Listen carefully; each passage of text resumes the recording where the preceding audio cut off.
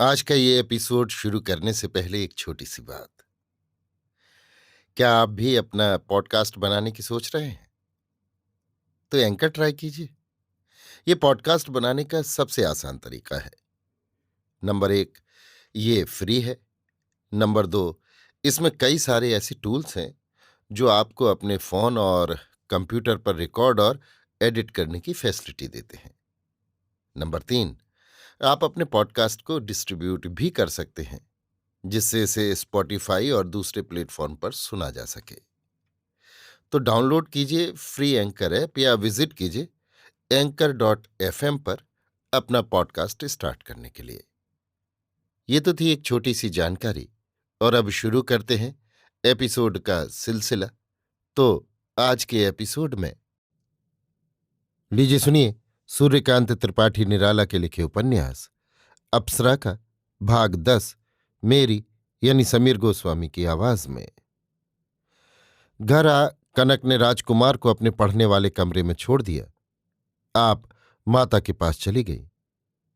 नौकर ने अलमारियों की चाबी खोल दी। राजकुमार किताबें निकालकर देखने लगा। अंग्रेजी साहित्य के बड़े बड़े कवि, नाटककार और औपन्यासिक मिले। दूसरे देशों के बड़े बड़े साहित्यिकों के अंग्रेजी अनुवाद भी रखे थे। राजकुमार आग्रहपूर्वक किताबों के नाम देखता रहा। कनक माता के पास गई। सर्वेश्वरी ने सस्नेह कन्या को बैठा लिया। कोई तकरार तो नहीं की? माता ने पूछा। तकरार क्या अम्मा, पर उड़ता हुआ स्वभाव है, ये पिंजड़े वाले नहीं हो सकते।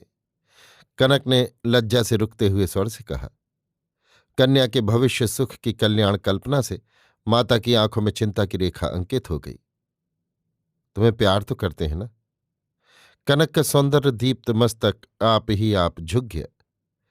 हाँ, बड़े सहृदय हैं, पर दिल में एक आग है जिसे मैं बुझा नहीं सकती, और मेरे विचार से उस आग के बुझाने की कोशिश में मुझे अपनी मर्यादा से गिर जाना होगा। मैं ऐसा नहीं कर सकती, चाहती भी नहीं, बल्कि देखती हूं, मैं स्वभाव के कारण कभी कभी उसमें हवा का काम कर जाती हूं। इसीलिए तो मैंने तुम्हें पहले समझाया था, पर तुम्हें अब अपनी तरफ से कोई शिक्षा मैं दे नहीं सकती। आज अपना पकाया भोजन खिलाने का वादा किया है अम्मा। कनक उठकर खड़ी हो गई। कपड़े बदलकर नहाने के कमरे में चली गई। नौकर को तिमंजले वाले खाली कमरे में भोजन का कुल सामान तैयार रखने की आज्ञा दे दी। राजकुमार एक कुर्सी पर बैठा संवाद पत्र पढ़ रहा था। हिंदी और अंग्रेजी के कई पत्र कायदे से टेबल पर रखे थे। एक पत्र में बड़े बड़े अक्षरों में लिखा था, चंदन सिंह गिरफ्तार। आग्रह स्फारित आंखों से एक सांस में राजकुमार कुल इबारत पढ़ गया। लखनऊ षड्यंत्र के मामले में चंदन गिरफ्तार किया गया था।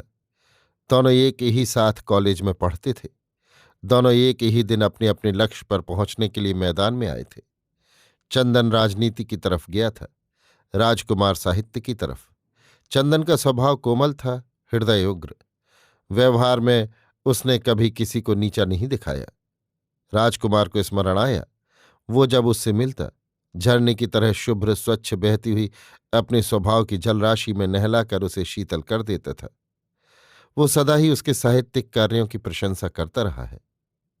उसे वसंत की शीतल हवा में सुगंधित पुष्पों के प्रसन्न कौतुक हास्य के भीतर कोयलों, पपीहों तथा अन्यान्य वन्य विहंगों के स्वागत गीत से मुखर डालों की छाया से होकर गुजरने वाला देवलोक का यात्री ही कहता रहा है, और अपने को भीष्म के तपे हुए मार्गों का पथिक, संपत्ति वालों की क्रूर हास्य कुंचित दृष्टि में फटा निस्सम्मान भिक्षुक, गली गली की ठोकरें खाता हुआ मारा मारा फिरने वाला रस लेश रहित कंकाल बतलाया करता था।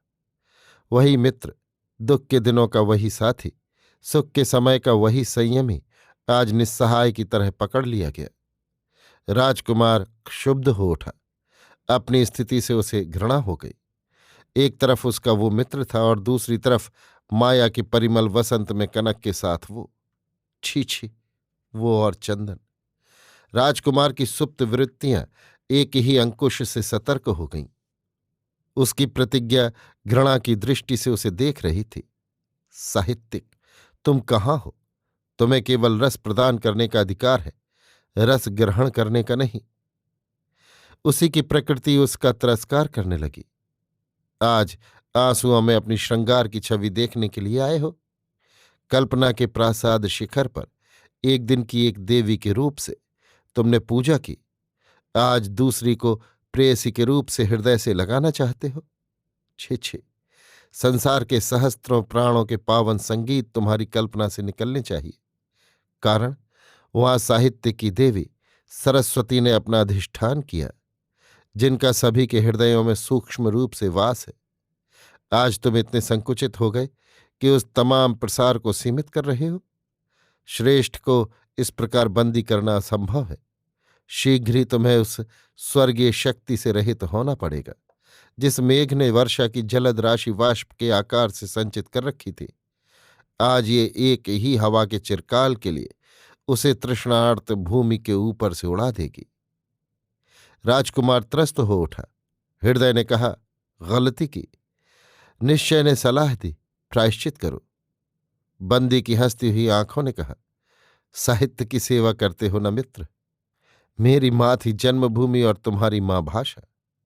देखो, आज माता ने एकांत में मुझे अपनी गोद में, अंधकार गोद में छिपा रखा है। तुम अपनी माता के स्नेह की गोद में प्रसन्न हो ना। व्यंग्य के सहस्त्रों शूल एक साथ चुभ गए। जिस माता को वो राजराजेश्वरी के रूप में ज्ञान की सर्वोच्च भूमि पर अलंकृत बैठी हुई देख रही थी, आज उसी के नयनों में पत्र की दशा पर करुणाश्रु बह रहे थे। एक ओर चंदन की समादृत मूर्ति देखी, दूसरी ओर अपनी तिरस्कृत। राजकुमार अधीर हो गया। देखा, सहस्त्रों दृष्टियां उसकी ओर इंगित कर रही हैं। यही है, यही है, इसी ने प्रतिज्ञा की थी। देखा, उसके कुल अंग गल गए हैं। लोग उसे देखकर घृणा से मुंह फेर लेते हैं। मस्तिष्क में जोर देकर आंखें फाड़ कर देखा, साक्षात देवी एक हाथ में पूर्जार्घ्य की तरह थाली लिए हुए, दूसरे में वासित जल, कुल रहस्यों की एक ही मूर्ति में निसंशय उत्तर की तरह धीरे धीरे प्रशांत हेरती हुई अपने अपार सौंदर्य की आप ही उपमा कनक आ रही थी। जितनी दूर भी निगाह गई, कनक साथ ही साथ अपने परमाणुओं में फैलती हुई दृष्टि की शांति की तरह चलती गई।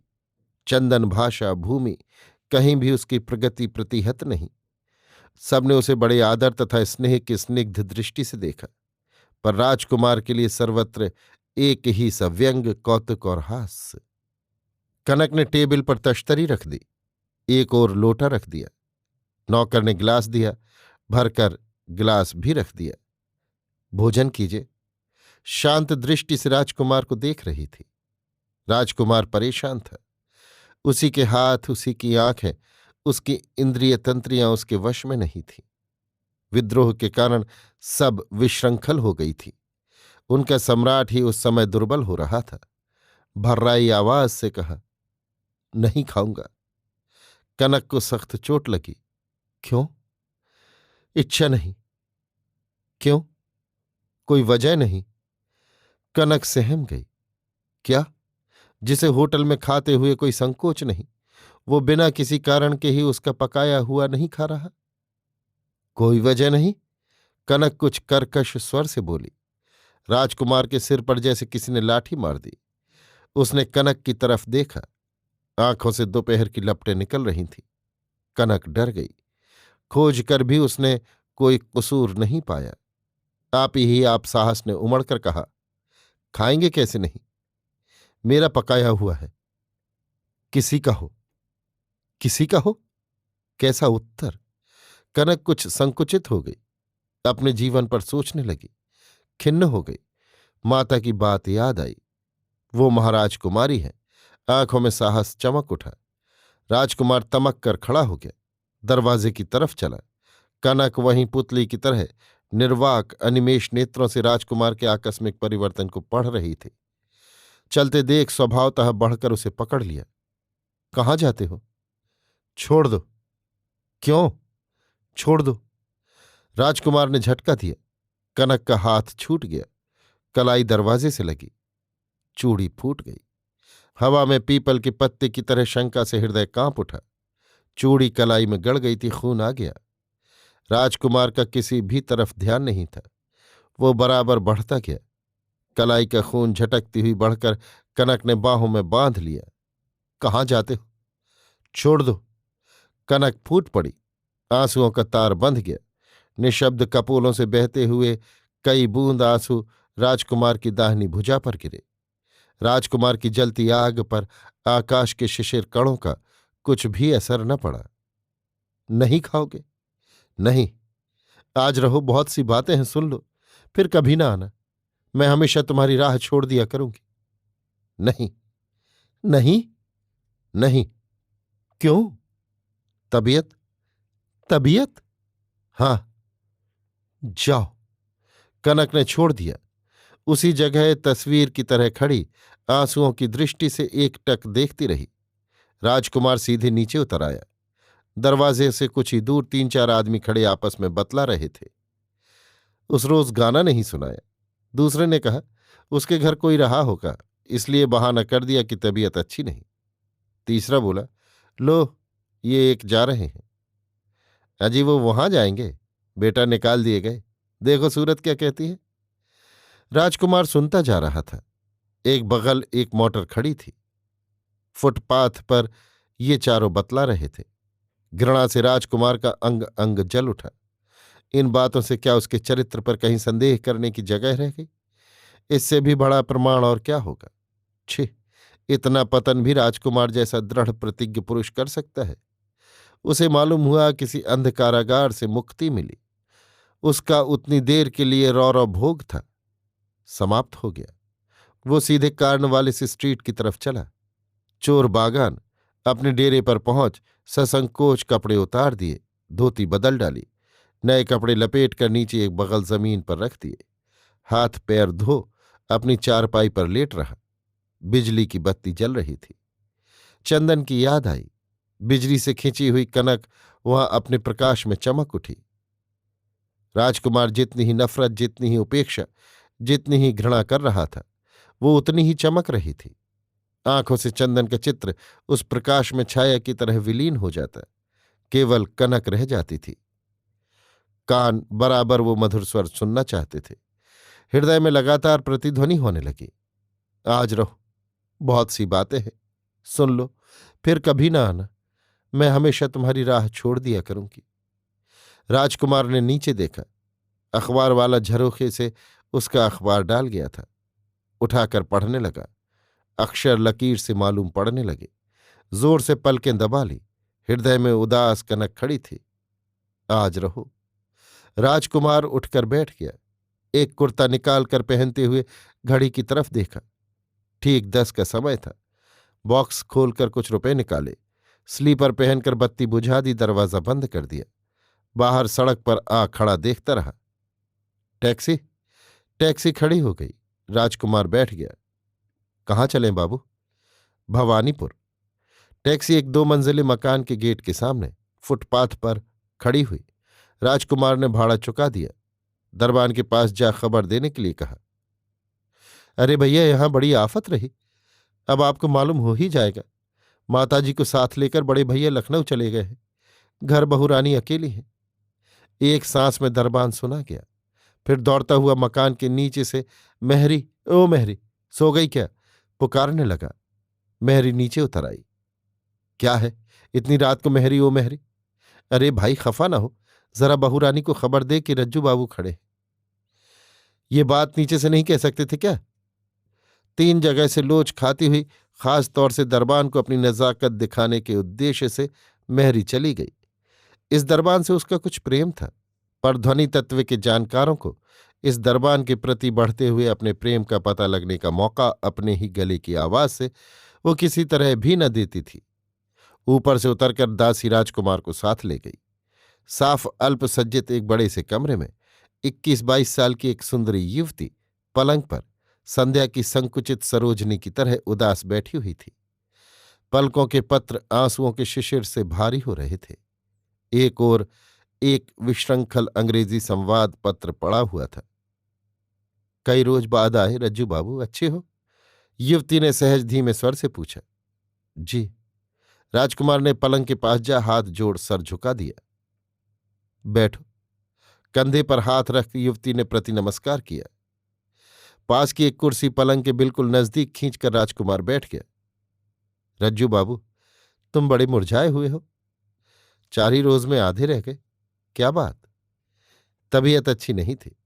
इच्छा के रहते हुए भी राजकुमार को अपनी विपत्ति की बातें बतलाना अनुचित जान पड़ा। कुछ खाया तो क्यों होगा? युवती ने सस्नेह पूछा। नहीं, इस वक्त नहीं खाया। राजकुमार ने चिंता से सर झुका लिया। मेहरी मेहरी सुखासन में बैठी हुई कुछ बीड़ों में चूना और कत्था छोड़ चिट्ट पिट्ट सुपारी कतर रही थी। आवाज पा सरौता रख कर दौड़ी। जी। मेहरी पलंग की बगल में खड़ी हो गई। मिठाई नमकीन और कुछ फल तश्तरी में ले आना। मेहरी चली गई। हम लोग बड़ी विपत्ति में फंस गए हैं रज्जू बाबू। अखबार में तुमने पढ़ा होगा। हाँ, अभी पढ़ा है, पर विशेष बातें कुछ समझ नहीं सका। मुझे भी नहीं मालूम। छोटे बाबू ने तुम्हारे भैया को लिखा था कि वो वहां किसानों का संगठन कर रहे हैं। इसके बाद ही सुना लखनऊ षड्यंत्र में गिरफ्तार हो गए। युवती की आंखें भर आईं। राजकुमार ने एक लंबी सांस ली। कुछ देर कमरा प्रार्थना मंदिर की तरह निस्तब्ध रहा। बात यह है कि राज कर्मचारी लोग बहुत जगह अकारण लांछन लगाकर दूसरे विभाग के कार्यकर्ताओं को भी पकड़ लिया करते हैं। अभी तो ऐसा ही जान पड़ता है। ऐसी ही बात होगी बहू जी। और जो लोग छिपकर बागी हो जाते हैं, उन्हें बागी करने की जिम्मेदारी भी यहीं के अधिकारियों पर है। उनके साथ इनका कुछ ऐसा तीखा बर्ताव होता है, वे जैसी नीच निगाह से उन्हें देखते हैं, ये लोग बर्दाश्त नहीं कर सकते। और उनकी मनुष्यता जिस तरह भी संभव हुआ इनके अधिकारों के विरुद्ध विद्रोह की घोषणा कर बैठती है। मुमकिन है ऐसा ही कुछ छोटे बाबू के साथ भी हुआ हो। बहू जी, चलते समय भैया जी और कुछ भी तुमसे नहीं कह गए? तेज निगाह से राजकुमार ने युवती को देखकर कहा। ना। युवती सरल नेत्रों से इसका आशय पूछ रही थी। यह चंदन की किसी दूसरी तरह की चिट्ठियां तो नहीं है? युवती घबराई हुई। मुझे नहीं मालूम। उनकी विप्लवात्मक किताबें तो होंगी, अगर ले नहीं गए। मैंने उनकी अलमारी नहीं देखी। युवती का कलेजा धक धक करने लगा। ताज्जुब क्या अगर कल पुलिस यहां सर्च करे? युवती त्रस्त चितवन से सहायता की प्रार्थना कर रही थी। अच्छा हुआ तुम आ गए रज्जू बाबू। मुझे इन बातों से बड़ा डर लग रहा है। बहू जी, राजकुमार ने चिंता की नजर से कल्पना द्वारा दूर परिणाम तक पहुंचकर पुकारा। क्या? स्वर के तार में शंका थी। ताली तो अलमारियों की होगी तुम्हारे पास। चंदन की पुस्तकें और चिट्ठियां जितनी हो सब एक बार देखना चाहता हूं। युवती घबराई हुई उठकर द्वार की ओर चली। खोलकर तालियों का एक गुच्छा निकाला। राजकुमार के आगे आगे जीने से नीचे उतरने लगी।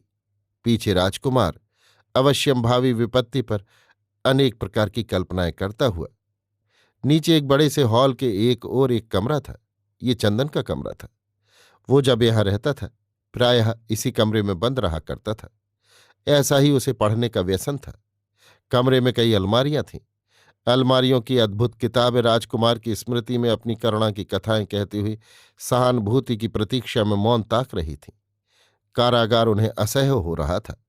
वे शीघ्र अपने प्रिय के पाणी ग्रहण की आशा कर रही थी। बहू जी, गुच्छा मुझे दे दो। राजकुमार ने एक अलमारी खोली। 1 2 3 4 5 6 7 8 किताबें निकालता हुआ फटाफट फर्श पर फेंक रहा था। युवती यंत्र की तरह एक टेबल के सहारे खड़ी अपलक दृष्टि से उन किताबों को देख रही थी। दूसरी, तीसरी, चौथी, पांचवी, छठी कुल अलमारियों की राजकुमार ने अच्छी तरह तलाशी ली। जमीन पर करीब करीब 150-200 किताबों का ढेर लग गया। फ्रांस, रूस, चीन, अमेरिका, भारत, इजिप्ट, इंग्लैंड, सब देशों की सजीव स्वर में बोलती हुई स्वतंत्रता के अभिषेक से दृप्त मुख मनुष्य को मनुष्यता की शिक्षा देने वाली किताबें थीं। राजकुमार 2 मिनट तक दोनों हाथ कमर से लगाए उन किताबों को देखता रहा। युवती राजकुमार को देख रही थी। टप टप कई बूंद आंसू राजकुमार की आंखों से गिर गए। उसने एक ठंडी सांस ली। मुकुलित आंखों से युवती भविष्य की शंका की ओर देख रही थी। ये कुल किताबें अब चंदन के राजनीतिक चरित्र के लिए आपत्तिकर हो सकती हैं। जैसा जान पड़े करो। भैया जी ने जला देते। और तुम? मैं जला नहीं सकूंगा। तब? भाई चंदन, तुम जीते। मेरी सौंदर्य की कल्पना एक दूसरी जगह छिन गई। मेरी दृढ़ता पर तुम्हारी विजय हुई। राजकुमार सोच रहा था। युवती राजकुमार को देख रही थी। इन्हें मैं अपने यहां ले जाऊंगा। अगर तुम भी पकड़ लिए गए न, रज्जू बाबू, इनको फूंक दो। क्या? राजकुमार की आंखों से युवती डर गई। राजकुमार ने किताबों को एकत्र कर बांधा। और जहां जहां आप जानती हो, जल्दी देख लीजिए। अब 2 तो बजे होंगे। युवती कर्तव्य रहित की तरह निर्वाक खड़ी राजकुमार की कार्यवाही देख रही थी। सचेत हो ऊपर की कोठरियों के कागज पत्र देखने चली। कमरे के बाहर मेहरी खड़ी हुई मिली। एकाएक इस परिवर्तन को देखकर भीतर आने की उसकी हिम्मत नहीं हुई। दहशत खाई हुई बोली, जलपान बड़ी देर से रखा है। युवती लौट आई। राजकुमार से कहा, रज्जू बाबू, पहले कुछ जलपान कर लो। आप जल्द जाइए, मैं खा लूंगा। वहीं टेबल पर रखवा दीजिए। युवती चली गई। मैरी ने वहीं चंदन की टेबल पर तश्तरी रख दी, ढक दिया। लोटा ढक्कनदार जल भरा और गिलास रख दिया। शीघ्र ही दोबारा कुल अलमारियों की जांच कर ऊपर चला गया। 2-1 घरेलू पत्र ही मिले। तुमसे एक बात कहता हूं। कहो। भैया जी कब तक लखनऊ रहेंगे? कुछ कह नहीं गए। शायद जब तक चंदन का एक फैसला न हो जाए तब तक रहें। संभव है। आप एक काम करें। क्या? चलिए आपको आपके मायके छोड़ दूं। युवती सोचती रही। सोचने का समय नहीं, जल्द हाना कीजिए। चलो। यहां सिपाही लोग रहेंगे। आवश्यक चीजें और अपने गहने और नकद रुपए जो कुछ हो ले लीजिए। शीघ्र सब ठीक कर लीजिए, जिससे 4 बजे से पहले हम लोग यहां से निकल जाएं। मुझे बड़ा डर लग रहा है रज्जू बाबू। मैं हूं अभी। अभी कोई इंसान आपका क्या बिगाड़ लेगा। मैं लौटकर आपको लैस देखूं। राजकुमार गैरेज से मोटर ले आया। किताबों का लंबा सा बंधा हुआ बंडल उठाकर सीट के बीच में रख बैठ गया। फिर कलकत्ते की तरफ उड़ चला। अपनी कोठी पहुंचा। जिस तरह फाटक का छोटा दरवाजा वो खोलकर चिपका गया था, वैसा ही था। धक्के से खुल गया। सिपाही को फाटक बंद करने के समय छोटे दरवाजे का ख्याल नहीं आया। राजकुमार किताबों का बंडल लेकर अपने कमरे में गया। बॉक्स का सामान निकाल किताबें भर दी। ताला लगा दिया। जल्दी में जो कुछ सूझा बांधकर बत्ती बुझा दी। दरवाजा बंद कर दिया। फिर वो मोटर पर अपना सामान रख भवानीपुर चल दिया। जब भवानीपुर लौटा तो 3:15 हुए थे। क्या क्या लिया देखूं? युवती अपना सामान दिखलाने लगी। एक बॉक्स में कुछ कपड़े, 8-10 हजार के गहने और 20,000 के नंबरी नोट थे। ये सब उसका अपना सामान था। मैरी को मकान की झाड़ पोंछ करने के लिए वहीं रहने दिया। रक्षा के लिए 4 दरबान थे। युवती ने सबको ऊपर बुलाया। अच्छी तरह रहकर मकान की रक्षा करते हुए सुखपूर्वक समय पार करने के कुछ उपदेश दिए। दरबानों को विपत्ति की सूचना हो चुकी थी। कुछ न बोले। मैरी बाहर से दुखी थी, पर भीतर से एकांत की चिंता से खुश थी। बहू का बॉक्स उठाकर एक दरबान ने गाड़ी पर रख दिया। वो राजकुमार के साथ साथ नीचे उतरी। गेट की बगल में शिव मंदिर था। मंदिर में जा भगवान विश्वनाथ को भूमिष्ठ हो प्रणाम किया। राजकुमार ने ड्राइवर को बुलाया। गाड़ी गेट के सामने लगाए हुए चारों तरफ देख रहा था। अपनी रिस्ट वॉच में देखा, 4:30 हो गया था। ड्राइवर आया। राजकुमार उतर पड़ा। जल्दी कीजिए। बहू प्रणाम कर लौट आई। मैरी ने पीछे की सीट का दरवाजा खोल दिया। बहू बैठकर काली जी को प्रणाम करने लगी। बगल में राजकुमार बैठ गया। सामने सीट पर एक दरबान। अगर कोई पुलिस की तरफ से यहां आए तो कह देना कि मकान में कोई नहीं है। अगर इस पर भी वे मकान की तलाशी लें तो घबराना मत, और हर एक की पहले अच्छी तरह तलाशी ले लेना। रोज अच्छी तरह मकान देख लिया करना। अपनी तरफ से कोई सख्ती न करना। डरने की कोई बात नहीं। अच्छा हुजूर।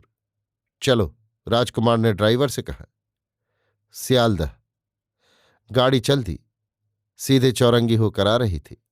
अब तक अंधेरा दूर हो गया था।